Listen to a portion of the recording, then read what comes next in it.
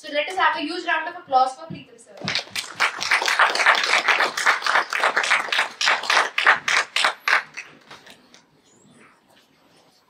Thank you so much. मी प्रीतम सोनवणे. जसं की माझा टॉपिक आहे आजचा फ्रॉम इंटरेस्ट टू इम्पॅक्ट. तुमचं जे काही पॅशन असेल तर sorry should I start in English, Hindi और Marathi? Which language is comfortable for you? Marathi. Okay, Marathi Hindi आपण मिक्स करू शकतो. तर हे सेशन बेसिकली स्टुडंटसाठी आहे किंवा तुम्ही जॉब करत असाल तरी सुद्धा तुम्हाला जर तुमचा पॅशन सोबत सोबत कसं फॉलो करून त्यामधून मोनिटाईज करायचं असेल याबद्दलच आपण बेसिकली आजच्या सेशन मध्ये बोलणार आहोत. तर सर्वात आधी तर हा महत्वाचा आणि आपुलकीचा प्रश्न, कसं काय कोल्हापूर? मजेत हात नव एवढे तुम्ही कोल्हापूरकर? अरे कोल्हापूरचा ठसका दिसायला हवा की.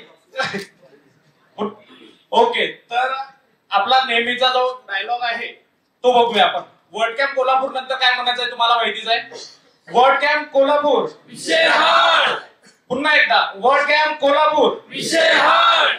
ओके, आता दिसते एनर्जी खरं तर अरे सॉरी चुकीची स्लाइड आली वाटते. बेसिकली तरी मी सांगून देतो, मी आजच्या इव्हेंट मध्ये व्हॉलेंटियर पण आहे, मी स्पीकर पण आहे आणि आम्ही कास्तकारच्या नावाने मीडिया पार्टनर पण आहे. म्हणूनच 3 आयकार्ड घेऊन फिरतोय. येस, पण ही चुकीची स्लाइड आली खरं तर. बट ठीक है, अब भी ठीक करके देता हूं, कोई दिक्कत नहीं.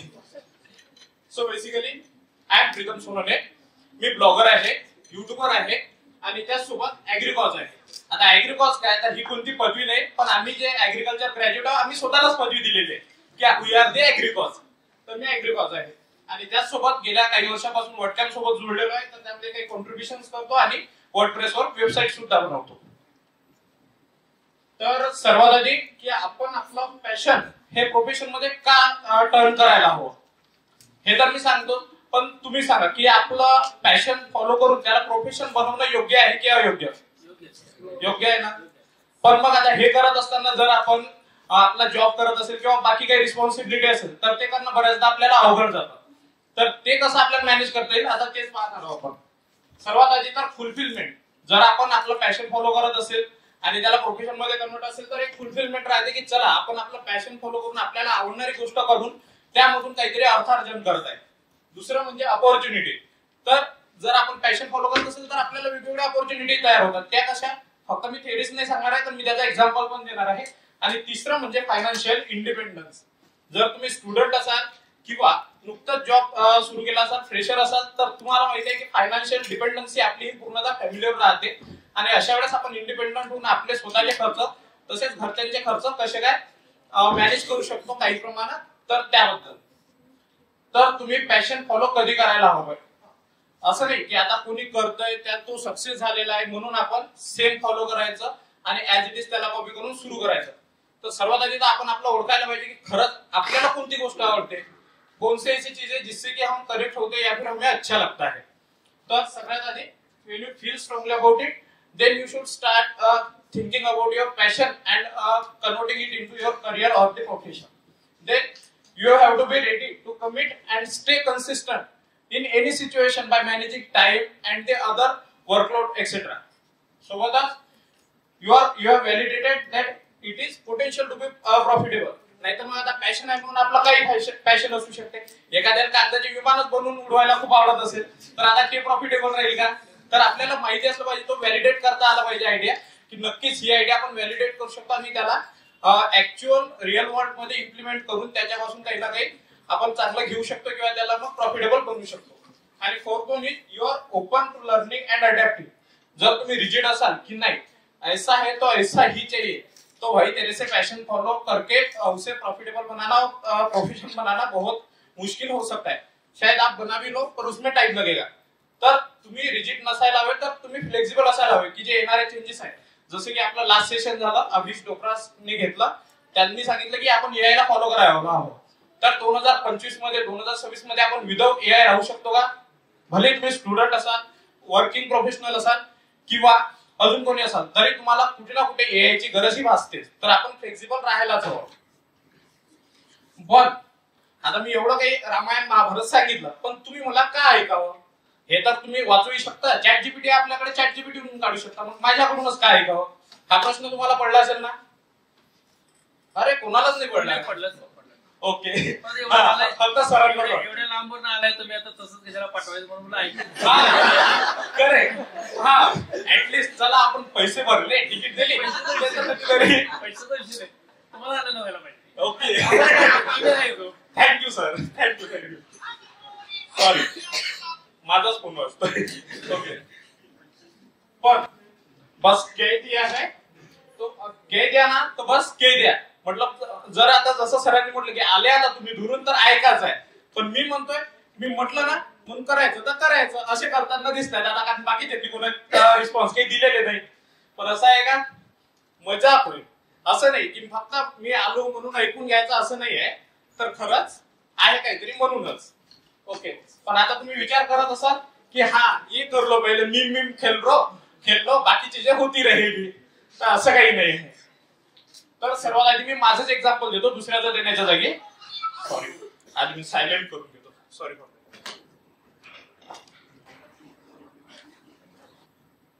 तर मी जी सुरुवात केली माझ्या जर्नीची, तर माझी एक बेसिकली जर्नी सुरू झाली 2015 पासून. तोपर्यंत माझं +2 वगैरे सुरू होतं. तर 12वीच्या वेळेस मी एक युट्यूब चॅनल सुरू केलेलं 3Gच्या जमान्यामध्ये, आणि तेव्हा 1 वर्ष त्यावर मेहनत घेतली. एका वर्षामध्ये ते चॅनल पूर्णपणे फेल गेलं म्हणजे त्याच्यावर 300च्या वर व्हिडिओज टाकले, 200-250 सबस्क्रायबर आले, आणि ₹0 त्यातून अर्निंग झाली. प्लस वेळ वाया गेली, ते विषय वेगळा. त्यानंतर मग 12वी झाली आणि मी फर्स्ट इयरला BSc ऍग्रीकल्चरला ऍडमिशन घेतली. ऍडमिशन घेतल्यानंतर पुन्हा एकदा माझ्याकडे नवीन मोबाईल आला, दुसरा ₹7,000चा Realme C1. त्यातून सुरू केलं मी आम्ही कास्तकार युट्यूब चॅनल. आम्ही कास्तकार म्हणजे आम्ही शेतकरी, हम किसान या वी आर फार्मर्स. तर कास्तकार हा आमचा विदर्भातला शेतकऱ्यांसाठी वापरला जाणारा शब्द. तर आम्ही कास्तकार चॅनल सुरू केला आणि 2 ते 3 महिन्यामध्ये जवळपास 50,000च्या वर सबस्क्रायबर गावा झाले. तर ते असेच झाले का? तर नाही, कारण ते चॅनल बनवतानाच असा उद्देश होता, कारण आधीचं जे चॅनल बनवलं होतं, तर आधीच्या चॅनलमध्ये फक्त WhatsApp status as it is video उचलायचे, रिपर्पज करायचे आणि एडिट करून युट्यूबला टाकून द्यायचे, बस इतकंच काम केलं. पण जेव्हा मी आम्ही कास्तकार चॅनल बनवलं, तर तेव्हा असं ठरवलं की यावेळेस म्हटलं आपण स्वतःच काहीतरी करायचं, किंवा ज्यातून ऍटलीस्ट 1% व्हॅल्यू आपल्याकडनं ऍड झाली पाहिजे. तेव्हा ऑलरेडी मराठीमध्ये काही चॅनल्स होते, पण इतके काम करत नव्हते, आणि जे काही त्यांचे गॅप होते ते गॅप पकडून मी त्यावर काम करायला सुरुवात केली, आणि तिथून सुरू झाला आम्ही कास्तकार. तर अशी स्टोरी आहे. त्यानंतर मग रेग्युलर व्हिडिओ वगैरे सुरू झाले. 2 ते 3 महिन्यात 50,000 सबस्क्रायबर. रेग्युलर व्हिडिओ म्हणजे असं नाही की आठवड्यातून 2, आठवड्यातून 3. तर माझे रेग्युलर व्हिडिओ हे दिवसातून 4, दिवसातून 5 असायचे. असे रेग्युलर व्हिडिओ पाऊस पडणार मला मी. येस, सध्या 4,000च्या वर व्हिडिओ आहेत सर चॅनलवर, जे हाईड करून ठेवलेले आहेत. येस, नंतर शिल्लक ठेवलाय का पाऊस पडायला? नाही, त्यातले काही व्हिडिओ न्यूज टाईपचे होते, समजा बाजारभाव वगैरेचे जे अपडेट होते, तर ते मग मी नंतर बंद केले. तर ते सध्या आता अनलिस्टेड आहेत, पण आहे चॅनलवर. तर त्यानंतर 3-4 महिन्यात 1 लाखाच्या वर सबस्क्रायबर गेले. पहिल्या 2 महिन्यातच त्याची युट्यूबची अर्निंग सुरू झाली, आणि त्यानंतर जी अर्निंग इथे दाखवत आहे $223 3 महिन्यात अर्निंग आली. आणि ते अर्निंग येता मी जवळपास 2.5 लाख सबस्क्रायबर हे त्या 7,000च्या मोबाईलने क्रॉस केले. तो मोबाईल अजूनही बाबा वापरतात आहे त्यांच्याकडे. येस, आणि तो माझा मोबाईल की ज्यानं माझी लाईफ चेंज केली असं म्हणू शकतो. 2.5 लाख सबस्क्रायबर पर्यंत त्या मोबाईलने साथ दिली. त्यानंतर मग मॅकबुक, कॅमेरा ह्या गोष्टी मग चालत येतात, ते सोबत क्वालिटी इम्प्रूव्ह करण्यासाठी होत आलं. आणि सोबत मग युट्यूब सोबतच सुरू झाली ब्लॉगिंगची जर्नी. तर अशा प्रकारे एक युट्यूबची जर जर्नी म्हटलं आम्ही कास्तकारची, तरी सुरू झाली. मग आता मी हे काय केलं, तर माझी पॅशन हे शेती नसून टेक होतं, आणि टेक पॅशन असल्यामुळेच मी इंजिनिअरिंगला ऍडमिशन घेणार होतो, ज्याबद्दलची स्टोरी माझ्या मी जोस्टॉक व्हिडिओमध्ये सांगितलेली आहे. तर ते काही फायनान्शियल अडचणींमुळे होऊ नाही शकलं. मग म्हटलं आता BSc ऍग्री करतोय, पण त्यामध्ये टेक कसं आणायचं, मग ते होतं आम्ही कास्तकार. कारण BSc ऍग्रीकल्चर शेती प्लस टेक या दोघांचं फ्युजन असं झालं. तर ही एक शॉर्ट मध्ये मी माझी मोबाईलची थोडी जर्नी दिलेली आहे. Nokia 3110 मोबाईल आला होता, एक छोटासा कीपॅडवाला. तेव्हा माझी पहिली वेबसाईट बनवली होती. त्यानंतर मग इंटेक्सचा क्लाउडरेट 3000चा मोबाईल होता 2G. त्यावर एक युट्यूब चॅनल बनवलं होतं, जे मी सांगितलं स्टेटसचं फेल झालेलं. आणि त्यानंतर मग Realme C1 आला 4G. त्यामध्ये मी जे चॅनल बनवलं ते 2.5 लाखापर्यंत घेऊन गेलो. आणि त्याच्यानंतर मग website, blogging, freelancing, digital marketing, public speaking ह्या सर्व गोष्टी सुरू झाल्या. तर हे काही स्नॅपशॉट्स आहेत. तो जो स्टॉकचा व्हिडिओ माझा हे प्ले बटन भेटले तेव्हाचे आहे, आणि हे वेगवेगळ्या वर्ड कॅम्प्स मध्ये जे मी टॉक वगैरे दिले तिथले फोटो आहेत, बरेच फोटो आहेत, पण मी फक्त माझं सांगायला नाही आलो तर टॉपिकवर येऊया. ओके, पण हे झालं कसं? असं तर नाहीच ना की मी केला म्हणून झालं, बाकीच्यांना होणार नाही, किंवा मी काही जादूची छडी आता घेऊन आलो. तर फक्त 3 गोष्टी होत्या मेजरली जर पकडल्या तर. एक तर होती कन्सिस्टन्सी, कारण मी 1 ते 1.5 वर्ष रेग्युलरली 30 मेहनत घेतली आणि त्याच मेहनतीनं काम केलं.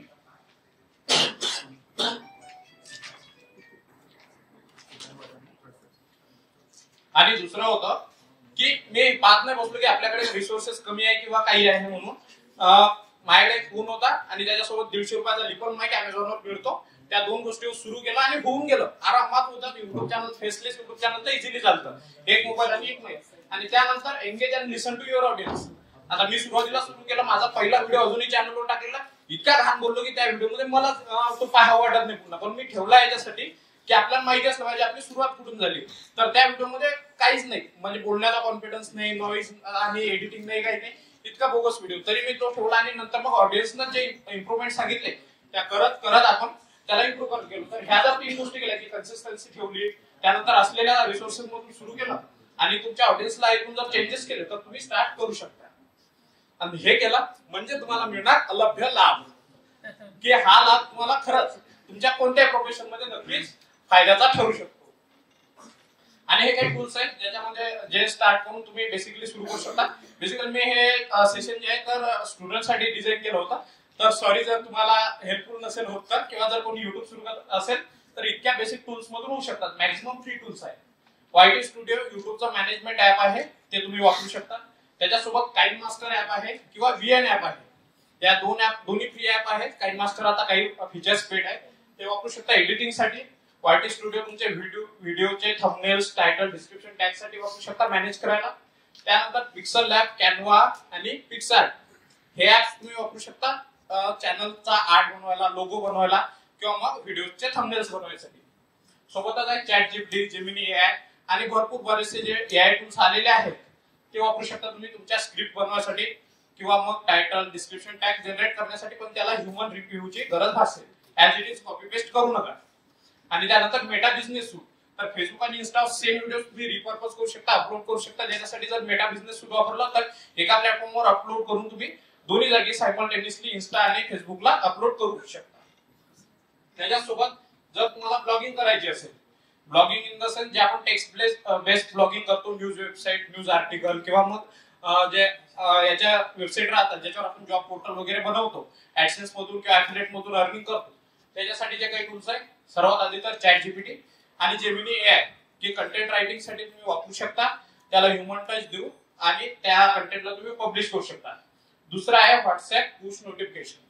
मी मागच्या वेळेस वडक्या मुंबईला टॉक दिला होता. माझा टॉक होता गुगल डिस्कव्हरवर. तर तिथे मला गुगल डिस्कव्हरवर जी ट्रॅफिक आणि त्यातून झालेली एक जर्नी होती तर त्याबद्दल मी सांगितलं होतं. तर त्यात सर्वात मोठा वाटा होता व्हॉट्सअप ग्रुप्सचा आणि पुश नोटिफिकेशनचा.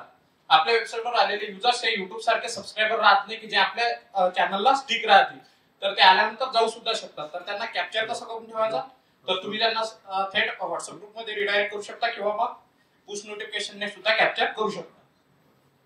त्यानंतर पिक्सल लॅब, कॅनवा, पिक्सआर्ट ह्या गोष्टी ऍज इट इज तुम्ही जसं थंबनेलसाठी तसेच कव्हर फोटोसाठी वापरू शकता. याच्या व्यतिरिक्त गुगल अनालिटिक्स तुमचं गुगल जे ट्रॅफिक वगैरे आहे, कोणत्या कंट्रीतून येत आहे, कोणत्या ठिकाणून येत आहे ते चेक करायला वापरू शकता. आणि वर्डप्रेस ज्याच्यासाठीचा इव्हेंट आहे ते टूल म्हणजे वर्डप्रेस कंटेंट मॅनेजमेंट सिस्टम. तुम्ही wordpress.com वापरा किंवा .org वापरा. मोस्टली .org वापरायला हवं, पण त्यामध्ये तुम्ही मॅनेज करू शकता. तर मोबाईल वरून नाही होतं, पण त्यासाठी ऍटलीस्ट तुम्हाला लॅपटॉप लागेल एक व्यवस्थित जर करायचं असेल तर लॅपटॉपसाठी. झालं हे तर झालं समजा काय करायचं कसं करायचं. पण इतका करू नये. माझे काही मित्र आहेत युट्यूब इंडस्ट्रीतले ज्यांचे मिलियन्स ऑफ सबस्क्रायबर आहेत आणि पैसे कमवत आहेत 100 रुपये, 1000 रुपये, 2000 रुपये महिन्याला, काही काही 5 ते 10,000 त्याच्यावर नाही. तर त्या बिझनेसला बनवल्यावर त्याला प्रॉफिटेबल कसं बनवायचं आणि त्याला प्रॉफिटेबल बनवल्यानंतर त्यातून आपण आपल्या गरजा फुलफिल करणं, तसं क्वालिटी एनहान्स कशी करायची, त्यासाठी तुम्हाला ते कळलं पाहिजे की आपण काय मल्टिपल वेज मोनिटाइज करायला वापरू शकतो. सर्वात आधी तर तुमची ऑडियन्स काय आहे ते शोधा. फॉर एक्झाम्पल तुम्ही जर कुकिंगचं चॅनल चालवत असाल किंवा कुकिंगचा ब्लॉग असेल तर अशा वेळेस आपल्या ऑडियन्स मोस्टली ह्या स्त्रिया राहतील किंवा मग शेफ लोक तर राहणार नाही, पण स्त्रिया राहतील मोस्टली आणि बॅचलर्स राहतील. तर अशा वेळेस तुम्ही काय करू शकता, ऍफिलिएट करू शकता. त्या इंडस्ट्रीमध्ये वेगवेगळे प्रोडक्ट आहेत त्यांचे ऍफिलिएट करू शकता, त्यांच्यासोबत कमिशन बेसिसवर काम करू शकता. त्याचा ऑडियन्सला काही पैसा लागत नाही, सर्व कंपनी आपल्याला पे करते. किंवा मग स्पॉन्सरशिप घेऊ शकता आणि स्पॉन्सरशिप घेऊन त्यांच्यासोबत कोलॅबरेशन मध्ये करू शकता. आणि ते करत असताना त्या ज्या स्पॉन्सरशिप घेतोय किंवा मग आपण जे ऍफिलिएट करतोय त्यातून खरंच त्यांचा प्रॉब्लेम सॉल्व्ह होतोय का. जसं की बऱ्याचदा ऍफिलिएट करताना आपल्याला ओनर्स काय करतात, चांगले ऑफर्स देतात आपल्या ऑडियन्ससाठी, त्यातून त्यांना स्वस्तात एखादी डील मिळत आहे का, क्वालिटीवाला याच्यावर एखादा आपल्याला वॉरंटी वाढून मिळत आहे का, ह्या गोष्टी आपण पाहू शकतो. आणि तेव्हाच आपण पार्टनरशिप किंवा मग तिथून मॉनिटाईज करायला हवं, त्यातून प्रॉब्लेम पण सॉल्व्ह झाले पाहिजे आणि आपल्याला एक अर्निंग रिसोर्स पण वाढला पाहिजे. दुसरं आहे ऑफर व्हॅल्यूज. हे सर्वात महत्वाचं आहे. तुम्ही सगळं काही केलं, सगळं दिसायला टापटीप आहे, मस्त आहे, पण त्यातून जर व्हॅल्यू मिळत नसेल तर ती प्लॅटफॉर्म किंवा ते कंटेंट, ते पॅशन ज्याला आपण प्रोफेशन बनवायला पाहतो ते काहीच कामाचं नाही. त्यासाठी तुम्हाला त्यातून व्हॅल्यू देता आली पाहिजे. ऍटलिस्ट काही लोकांना त्याच्यापासून फायदा झाला पाहिजे की जे लोक त्याचा वापर करून त्यांच्या लाईफ मध्ये व्हॅल्यू ऍड करू शकतील आणि काहीतरी नव्या गोष्टी त्यांना एक्सप्लोर करायला मिळतील. याच्या व्यतिरिक्त ऍड्स आहेत, स्पॉन्सरशिप आहेत, ऍफिलिएट लिंक्स आहेत, स्पॉन्सर्ड पोस्ट आहे ब्लॉगिंग साठी, ह्या गोष्टी वापरून करता येतील. याबद्दल डिटेल माहिती हवी असेल तर तुम्ही मला सेशन नंतर भेटू शकता. सध्या मी एक ओव्हरव्ह्यू देतो फक्त. तर एक आहे, मी तुम्हाला याचा स्क्रीनशॉट घेऊ शकता जर घ्यायचा असेल तर. जर वेगवेगळ्या प्लॅटफॉर्मवर काम करत असाल तर, जर युट्यूबवर काम करत असाल तर तुम्हाला हे 2-3 मेजर ऑप्शन्स आहेत, ऍड, स्पॉन्सरशिप आणि ऍफिलिएट लिंक्स, ज्यामधून सर्वात जास्त अर्निंग होऊ शकते. कारण मी पण करतोय किंवा माझे मित्र पण आहेत युट्यूब आणि इन्स्टाला काम करतायत. नंदू पाटीलला ओळखत असाल तुम्ही, टेक इंडस्ट्रीतलं बरंच मोठं नाव आहे, तो माझा मित्र आहे जवळचा. तर तो आता एका रीलचे 6 फिगर पर्यंत घेतो अमाऊंट 30 सेकंदाच्या रीलसाठी. तर तुम्ही पोटेन्शियल समजू शकता. तो अमाऊंट हा 7 पर्यंत मोस्टली जाऊ शकतो काही काही केसेस मध्ये. आणि ब्लॉगिंग मध्ये पण माझा एक मित्र आहे अक्षय रासकर, जो पूर्णतः न्यूज ब्लॉगिंग करतो. तो व्यक्ती महिन्याला $40,000 ते $50,000 पर्यंत सुद्धा काढतो. जितके काही काही बिझनेसेसची अर्निंग सुद्धा नाही आहे तर तिथपर्यंत सुद्धा तो केलेला आहे. बीबीसी न्यूजवर त्याची सुद्धा डॉक्युमेंटरी तुम्ही पाहू शकता. त्यानंतर आहे फ्रीलान्सिंग. फ्रीलान्सिंगचे आपल्या वर्डप्रेस कम्युनिटीतले माझे काही मित्र आहेत, कित्येक मित्र आहेत जे चांगला स्टेबल अमाऊंट कमवत आहेत आणि त्याच्यासाठी ते त्यांच्या ज्या सर्व्हिसेस आहेत त्या व्यवस्थित ऑफर करतात. चौथा आहे कोर्सेस. तर कोर्सेस म्हणजे माझ्या बऱ्याच मित्रांनी शॉर्ट टर्म मध्ये खूप गेन केला आहे आणि अजूनही त्यांची ते पॅसिव्ह इन्कमचा एक सोर्स बनलेला आहे. तुम्हाला कोणती स्किल येत असेल तर त्याला तुम्ही फ्री आणि पेड कोर्सेस मध्ये कन्वर्ट करू शकता. सुरुवातीला एक स्वस्तातला कोर्स बनवून लीड मॅग्नेट बनवा आणि त्यातून तुमच्या मेन कोर्सवर त्यांना रिडायरेक्ट करा, जेणेकरून ही एक पॅसिव्ह इन्कम बनेल. एकदा बनवलं आणि पुन्हा पुन्हा त्याचे पैसे येत राहतील. तर हे काही सोर्सेस आहेत. ओके, तर मग हे सुरू कधी करायला हवं? होतो जैसी जिसकी सोच. आता कोणाला जर करायचंच नसेल तर तो नाही करणार, करणारा आजही करेल. त्याच्यामुळे होतो जैसी जिसकी सोच. पण असं नाहीये की जैसी जिसकी सोच म्हटल्यानं चालणार नाही. म्हणजे जर करायचं असेल तर आजपासूनच सुरू करा. आजचा दिवसच हा बेस्ट आहे, उद्याची वाट कशाला बघता. त्याच्यासाठी काय तुम्ही सुरू करू शकता एक साईड हसल म्हणून. असं नाही की मग जॉब सोडला, बिझनेस सोडला आणि सगळं सोडून आपण पॅशन फॉलो करायला लागलो. एखाद्याची पॅशन आहे वाईल्ड लाईफ फोटोग्राफी आणि भाऊचा बिझनेस आहे 9 ते 5 चा. मग अशा वेळेस तो जर दिवसभर रात्रभर तिकडे जंगलात जाऊन बसल तर जमल का? आधी पोटा पाण्याचं पाहा लागेल ना. मग अशा वेळेस सर्वात आधी साईड हसल म्हणून सुरू करा आणि वेळ काढून विकेंडला त्याच्यावर काम करणं सुरू करा. त्यानंतर आपण ज्या गोष्टीवर काम करणार आहे त्याची मार्केटमध्ये खरंच व्हॅल्यू आहे का, डिमांड आहे का, लोक त्याबद्दल विचारतायत बोलतायत का ते बघा. आणि त्यानंतर begin small but stay consistent.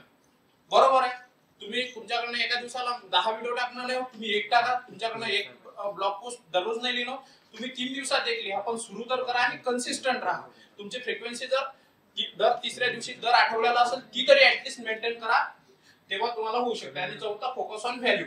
फक्त क्वांटिटीवर जाऊ नका तर क्वालिटीवर लक्ष ठेवा आणि ती बघा. आता हे तुम्ही नेटिव्ह असं नसेल, बस स्टार्टिंग में ये एक चीज मत करना काय कि मैं एक्सपर्ट हूं, मेरे को सब आता है, मेरे को सब आता है, तो मैं यूट्यूब भी करूंगा, ब्लॉगिंग भी करूंगा, बिजनेस भी करूंगा, फ्रीलांसिंग भी करूंगा, सारी चीजें करूंगा. बस ऐसे मत करना. तर एक गोष्ट पकडा आणि त्याच्यावर वर्क करायला सुरू करा. मग त्याला तुम्ही वेगवेगळ्या प्लॅटफॉर्मवर रिडायरेक्ट करू शकता वाटल्यास. पण तसं करत असताना तुम्हाला काही हे पण येतील चॅलेंजेस. सर्वात आधी तर फेल्युअरचं फिअर राहील, ते मनात राहतच, ते आमच्या आत्ताही राहतं. बिझनेस घेऊन बसलो आपण कोणताही की त्या फेल्युअरचं एक भीती मनात राहते. आणि दुसरं म्हणजे क्रिटिसिझम. ऑनलाईन इंडस्ट्रीमध्ये क्रिटिसिझमला कोणीही वाचू शकलं नाही. भले वो एक्टर हो, एक्ट्रेस हो, इन्फ्लुएंसर्स हो, यूट्यूबर हो, ब्लॉगर हो या फिर कोई बिजनेस ओनर्स हो, तो सबको क्रिटिसिज्म झेलना पड़ा है और झेलना पड़ेगा। तो उसे मैनेज करना आना चाहिए और किस चीजों में हमें रिस्पॉन्स करना चाहिए ये भी समजना चाहिए। आणि त्यासोबत आपण मोटिवेट राहायला हवं, कारण की ही प्रोसेस स्लो आहे। असं नाही की 25 दिन में पैसा डबल अशी स्कीम ही नाही आहे। त्यामुळे त्याचा एक एग्जांपल म्हणजे कि बबीता जी मुझे अच्छी लगती है, बबीता जी मेरी बेस्ट फ्रेंड भी है, बबीता जी मेरे फ्रेंड बबीता जी मुझे भी फ्रेंड मानती है और मुझे जेठालाल जी भी बोलती है, बस ये अय्यर इडली बीच की रुकावट है। मग आता इथं बबीता जी कोण आहे, तर बबीता जी आहे आपलं पॅशन। येस आणि अय्यर इडली आहे त्यात येणारे चॅलेंजेस जे आपण आता डिस्कस केले। म्हणून आपल्याला बबीताजीवर लक्ष द्यायचं आहे, अय्यर इडलीला इग्नोर करायचं आहे, पण पॉझिटिव्ह वे मध्ये, पॉझिटिव्ह रिस्पॉन्स मध्ये। ओके, पण आज पुरतं इतकंच, कारण जे पण तेवढंच करावं माणसानं, होत नाही तर काय करावं, नाही का? बरोबर आहे ना? म्हणून आज पुरतं इतकंच। Thank you very much. तुमचे काही प्रश्न असतील तुम्ही